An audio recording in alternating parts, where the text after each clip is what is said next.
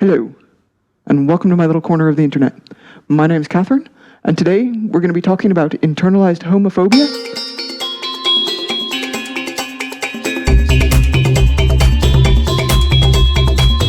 There is, especially in the older generations, a lot of internalized homophobia in the gay community. And we get that from our generation. There were not a lot of role models. There wasn't the same thing on television. There wasn't the same characters to emulate. There weren't even a lot of open gay couples around that we could say, hey, I'm kind of like that. Because there was shame associated with being gay when I was younger. There's some shame now, but it's less and less. However, I note it particularly in my generation and older that there is still a lot of internalized homophobia. And where does it come from? A lot of it comes from our families and our upbringing and the things that were first said to us when we were coming out. And I'll use myself as an example. I had it relatively easy. I didn't get kicked out. My parents were fairly accepting, but the bar was so low back then that was acceptance. And one of my parents was like, it's okay. You know, as long as you don't look gay. Don't be too butch. You know, just don't get too butchy, and it'll all be alright. And another one of my parents, the other, said, you know, I'm alright with it, but what will the neighbors think? How will it reflect on me as a parent? You know, have you thought about that? It makes me look like a bad parent. You're being gay. Even though I'm perfectly okay with it. And that internalizes a certain level of shame. That no, it's not all right. There's no unconditional love. That as long as you don't look gay, as long as you don't act gay, as long as you are a heteronormative appearing person, and never have a partner, I'm perfectly okay with you being gay.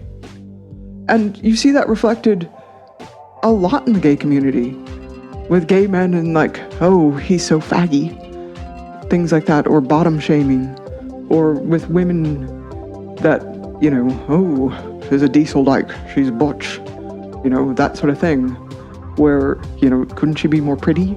She would use, you know, if she just did her hair a little bit better, she would be so much more appealing. Appealing to who, I might ask? Appealing to men? Appealing to a heteronormative culture?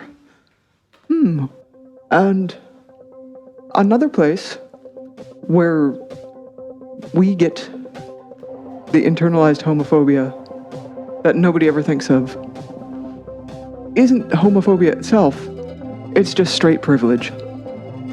It's that straight people and heteronormative culture flaunt it, don't they? They're just like, la-ti-da. Let's flaunt it. And you can see this at the holidays when you're bringing somebody home. You know, your heterosexual brother or sister could be, oh, this is a guy I met at the truck stop. You know, 3 days ago, I thought I'd bring him home for Christmas. Meanwhile, a gay person's probably been dating their partner for 4 years and is still trepidatious about bringing them home to meet the family.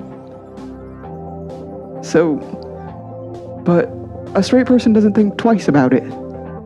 I don't think twice about their privilege. Another example in my life of straight privilege would be that, like, I was with a woman for years. She had a 19-year-old, I think she was 1920s at the time, year old daughter. And we were with her parents one night, you know, we'd gone out to dinner. Everybody piled in the car to get on the way home. And the daughter had brought her boyfriend that she just started dating like a month earlier and was sitting on his lap for the ride home. Meanwhile, we were together for years and we wouldn't really even hold hands in front of her parents. Yet, the daughter, even with, you know, a gay and a half parent, was totally using the straight privilege and not thinking anything about it, not thinking anything about, straight people can do this, but gay people can't. And finally, another part of internalized homophobia in the gay community comes from the fact that we think we have to act like the hetero-normative culture.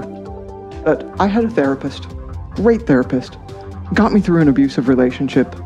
It was all good. And then when we got around and I started dating again, she approached it like a straight person would. And we had to eventually split ways because she didn't acknowledge that it was different. That like there's a kumbaya, we're all the same, we're all just humans.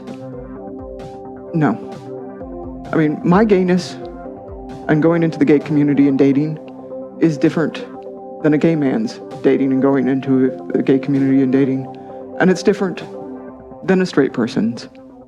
The rules are different. And we have to acknowledge that. We have to acknowledge our differences and embrace them. What about you? Is there anything I missed?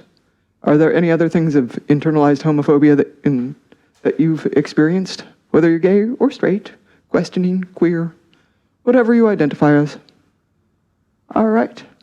And as always, thank you for watching. It's much appreciated.